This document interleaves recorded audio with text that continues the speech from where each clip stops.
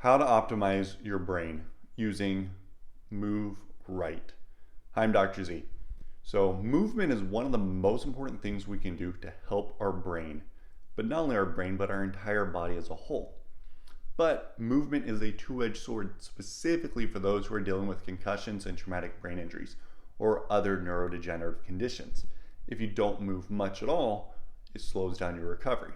But if you move too much, it can also create a state of inflammation, which can make you feel worse. So, what I go off of is the 80% rule.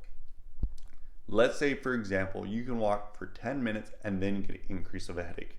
This means next time you walk, you only want to do 8 minutes. So, you're going to do 80% of it.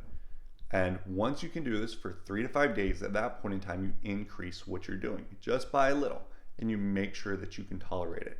So you need to be content with feeling good.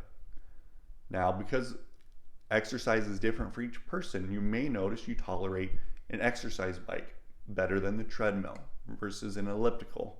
Okay, so there is no magic recipe here, but you do need to pay attention and don't push through it, because if you do, you can actually slow down your progress and make things worse. But let's talk about the positive benefits of exercise. Exercise helps to drive blood flow and oxygen to tissues.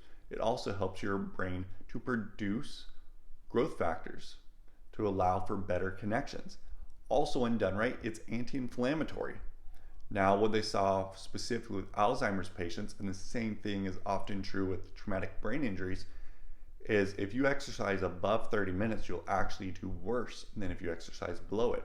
So don't feel like you have to go to the gym for an hour or two to get in a good exercise. By respecting your limits, this will be a crucial part in your recovery, and it's something you want to make sure that you're doing on a daily basis.